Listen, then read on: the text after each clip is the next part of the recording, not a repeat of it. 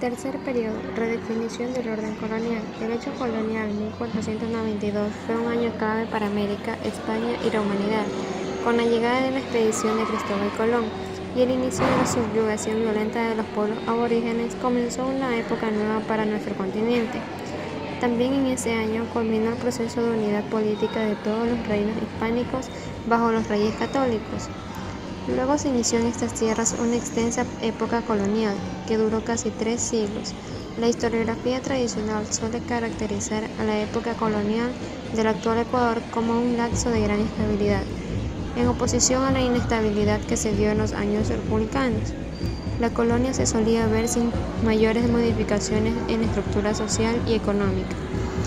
Desde el fin de la conquista hasta fines del siglo XVI se dio un periodo de asentamiento inicial.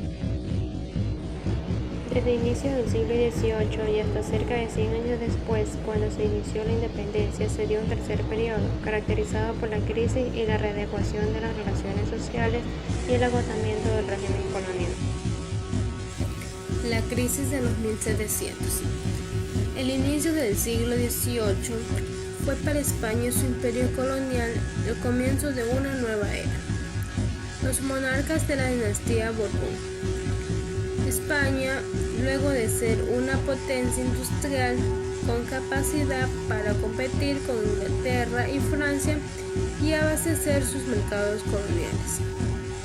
En consecuencia, introdujo las llamadas reformas borbónicas, con una serie de limitaciones al comercio de las colonias, especialmente al de la producción textil de la Audiencia de Quito. En las décadas iniciales del siglo XVIII se abrió en la Real Audiencia lo que se podía definirse como el tercer y último periodo de colonización. Consolidación del latifundio. Con la recesión textil, la explotación agrícola cobró gran importancia. De este modo se acentuó el proceso de consolidación del latifundio como eje de todo el sistema económico, que se dio en buena parte a costa de las propiedades de las comunidades indígenas. Las haciendas crecieron en tamaño y lograron integrar cada vez mayor cantidad de trabajadores dentro de sus límites. La necesidad de pagar tributos, compromisos religiosos, etc., obligó a los indígenas a trabajar más tiempo para los propietarios que aquel establecido en la mitad. De este modo surgió un nuevo tipo de relación, el concertaje, que si bien era formalmente voluntario, ataba en la práctica al trabajador al latifundio. A mediados del siglo XVIII, el latifundio se había consolidado en la región serrana de la Audiencia de Quito. En la costa, por otra parte, especialmente en la segunda mitad del siglo, se dio una significativa alza de la producción y exportación del cacao. De este modo surgió un nuevo modelo de inserción en el mercado mundial. Reencuentro del periodo, las reformas borbónicas, con las consecuencias transformaciones de la metrópoli y de las colonias. Con ello alcanzaron modestos resultados, sobre todo en la esperada dinamización comercial. En el siglo XVIII se inició en Quito con las noticias de cambio de dinastía en España y con serios enfrentamientos entre funcionarios de la audiencia. Con ello fueron antecedentes de la suspensión del Tribunal de la Audiencia de Quito.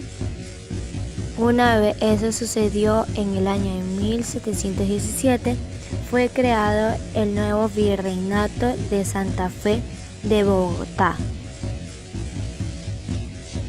En pocos años, el nuevo virreinato fue suprimido, se adscribieron las jurisdicciones de Quito nuevamente al de Lima y se restableció la audiencia. Efectos de la crisis económica trajeron consigo la suspensión de la mitad en los obrajes de la comunidad. Eso sucedió en el año 1704. Entre 1728 y En 1736 gobernó la audiencia el presidente Dioniso Alcedo y Herrera. En el año 1734 llegó a Quito la misión geodésica de la Academia Francesa, que venía a medir un meridiano terrestre, además de realizar extensos trabajos especializados en la audiencia. La misma influyó en la promoción de los estudios científicos y la divulgación de ideas ilustradas en élite quiteña. El más notable estudioso local fue el sabio romambeño Pedro Vicente Maldonado. El fin de la época colonial.